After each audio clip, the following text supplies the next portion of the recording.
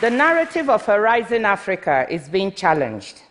About 10 years ago, I spoke about an Africa of hope and opportunity, an Africa of entrepreneurs, an Africa very different from the Africa that you normally hear about of death, poverty, and disease. And that, what I spoke about, became part of what is known now as the narrative of the rising Africa. I want to tell you two stories about this rising Africa. The first has to do with Rwanda, a country that has gone through many trials and tribulations. And Rwanda has decided to become the technology hub, or a technology hub on the continent. It's a country with mountainous and hilly terrain, a little bit like here, so it's very difficult to deliver services to people. So what has Rwanda said? In order to save lives, it's going to try using drones to deliver life-saving drugs, vaccines, and blood to people in hard-to-reach places, in partnership with a company called Zipline, with UPS, and also with the Gavi, the Global Vaccine Alliance. In doing this, it will save lives. This is part of the type of innovation we want to see the rise in Africa. The second story has to do with something that I'm sure most of you have seen or will remember. Very often, countries in Africa suffer drought and floods, and it's getting more frequent because of climate change effects. When this happens, they normally wait for international appeals to raise money. You see pictures of children with flies on their faces, carcasses of dead animals, and so on. Now, these countries, 32 countries, came together under the auspices of the African Union and decided to form an organization called the African Risk Capacity. What does it do? It's a weather-based insurance agency. And what these countries do is to pay insurance each year, about $3 million a year of their own resources, so that in the event they have a difficult drought situation or flood, this money will be paid out to them, which they can then use to take care of their populations instead of waiting for aid to come. The African Risk Capacity last year paid $26 million to Mauritania, Senegal, and Niger. This enabled them to take care of 1.3 million people affected by drought. They were able to restore livelihoods, buy fodder for cattle, feed children in school, and in short, keep the populations home instead of migrating out of the area. So these are the kinds of stories of an Africa ready to take responsibility for itself and to look for solutions for its own problems. But that narrative is being challenged now because the continent has not been doing well in the last 2 years. It had been growing at 5% per annum for the last 1.5 decades, but this year it's forecast to grow at 3%. Why? In an uncertain global environment, commodity prices have fallen, many of the economies are still commodity-driven, and therefore their performance has slipped. And now, the issue of Brexit doesn't make it any easier. I never knew that the Brexit could happen and that it could be one of the things that would cause global uncertainty such as we have. So now we've got this situation. And I think it's time to take stock and to say, what were the things that the African countries did right? What did they do wrong?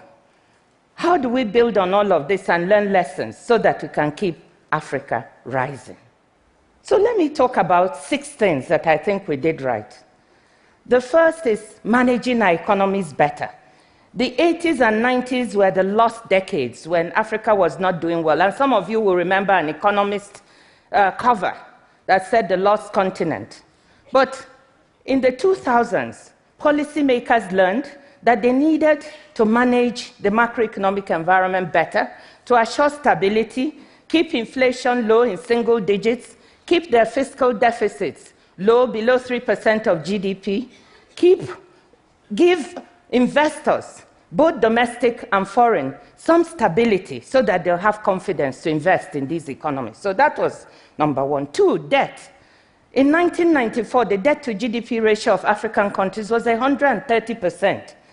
And they didn't have fiscal space. They couldn't use their resources to invest in their development because they were paying debt. There may be some of you in this room who worked to support African countries to get debt relief. So private creditors, multilaterals, and bilaterals came together and decided to do the highly indebted poor countries initiative and give debt relief. So this debt relief in 2005 made the debt to GDP ratio fall down to about 30%, and there was enough resources to try and reinvest. The third thing was loss-making enterprises. Governments were involved in business, which they had no business being in. And they were running businesses, they were making losses, so some of these enterprises were restructured, commercialized, privatized, or closed, and they became less of a burden on government. The fourth thing was a very interesting thing. The telecoms revolution came, and African countries jumped on it. In 2000, we had 11 million phone lines. Today, we have about 687 million mobile lines on the continent. And this has enabled us to move forward with some mobile technology where Africa is actually leading. In Kenya, the development of mobile money, M-Pesa, which all of you have heard about, took some time for the world to notice that Africa was ahead in this particular technology. And this mobile money is also providing a platform for access to alternative energy. People who can now pay for solar, the same way they pay for cards for the telephone. So this was a very good development, something that went right. We also invested more in education and health, not enough, but there were some improvements. 250 million children were immunized in the last 1.5 decades. The other thing was that conflicts decreased. There were many conflicts on the continent, many of you are aware of that, but they came down, and our leaders even managed to dampen some coups.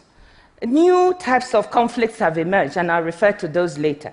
So based on all this, there's also some differentiation on the continent that I want you to know about, because even as the doom and gloom is here, there are some countries, Cote d'Ivoire, Kenya, Ethiopia, Tanzania, and Senegal, are performing relatively well at the moment. But what did we do wrong? Let me mention 8 things. You have to have more things wrong than right. So there are 8 things we did wrong. The first was that even though we grew, we didn't create enough jobs. We didn't create jobs for our youth. Youth unemployment on the continent is about 15%, and underemployment is a serious problem.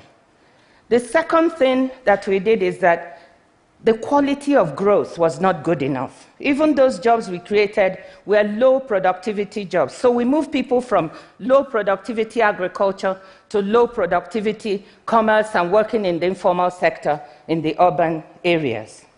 The third thing is that inequality increased. So we created more billionaires. 50 billionaires worth $96 billion own more wealth than the bottom 75 million people on the continent. Poverty, the proportion of people in poverty, that's the fourth thing, did decrease, but the absolute numbers did not because of population growth. And population growth is something that we don't have enough of a dialogue about on the continent, and I think we will need to get a handle on it, particularly how we educate girls so that they can, that is the road to really working on this particular issue. The fifth thing is that we didn't invest enough in infrastructure. We had investment from the Chinese, that helped some countries, but it's not enough. The consumption of electricity in Africa, on the continent, in sub-Saharan Africa, is equivalent to Spain. The total consumption is equivalent to that of Spain. So many people are living in the dark. And as the president of the African Development Bank said recently, Africa cannot develop in the dark. The other thing we have not done is that our economies retain the same structure that we've had for decades. So even though we've been growing, the structure of the economies have not changed very much. We are still exporting commodities. And exporting commodities is what? It's exporting jobs. Our manufacturing value added is only 11%. We're not creating enough decent manufacturing jobs for our youth. And trade among ourselves is low. Only about 12% of our trade is among ourselves. So that's another serious problem. Then governance. Governance is a serious issue. We have weak institutions and sometimes non-existent institutions. And I think this gives way for corruption. Corruption is an issue that we have not yet gotten a good enough handle on, and we have to fight tooth and nail. That and increased transparency in the way we manage our economies and the way we manage our finances. We also need to be wary of new conflicts, new types of conflicts, such as we have with Boko Haram in my country, Nigeria, and with Al-Shabaab in Kenya. We need to partner with international partners, developed countries, to fight this together. Otherwise, we create a new reality which is not the type we want for a rising Africa. And finally, the issue of education. Our education systems in many countries are broken. We are not creating the types of skills needed for the future. So we have to find a way to educate better. So those are the things that we are not doing right. Now, where do we go from there? I believe that the way forward is to learn to manage success. Very often when people succeed or countries succeed, they forget what made them succeed. Learning what you're successful at, managing it and keeping it is vital for us. So all those things I said we did right, we have to learn to do it right again, keep doing it right. Managing the economy while creating stability is vital, getting prices right. And policy consistency. Very often, we are not consistent. One regime goes out, another comes in, and they throw away even the functioning policies that were there before. What does this do? It creates uncertainties for people, for households, uncertainties for business. They don't know whether and how to invest. Debt. We must manage the success we had in reducing our debt. But now countries are back to borrowing again, and we see our debt to GDP ratio beginning to creep up. And in certain countries, debt is becoming a problem. So we have to avoid that. So managing success. The next thing is focusing with a laser beam on those things we did not do well. First and foremost is infrastructure. Yes, most countries now recognize they have to invest in this, and they're trying to do the best they can to do that. We must. The most important thing is power.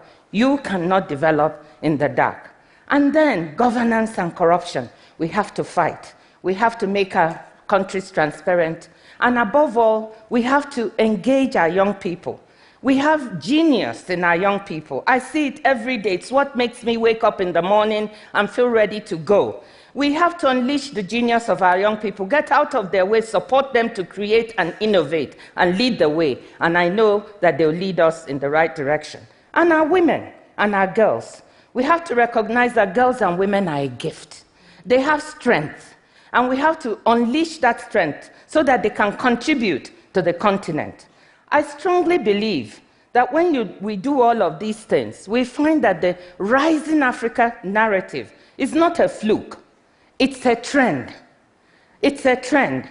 And if we continue, if we unleash our youth, if we unleash our women, we may step backwards sometimes. We may even step sideways. But the trend is clear. Africa will continue to rise. And I tell you, business people in the audience, if investment in Africa is not for today, it's not for tomorrow, it's not a short-term thing, it's a longer-term thing. But if you're not invested in Africa, then you will be missing one of the most important emerging opportunities in the world. Thank you.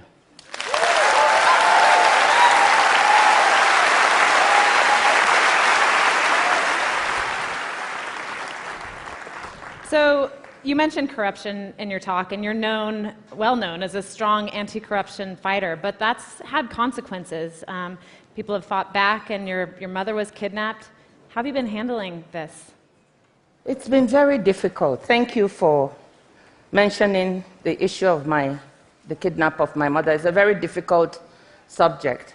But what it means is that when you fight corruption, when you touch the pockets of people who are stealing money, they don't just keep quiet. They fight back. And the issue for you is when they try to intimidate you, do you give up or do you fight on? Do you find a way to stay on and fight back?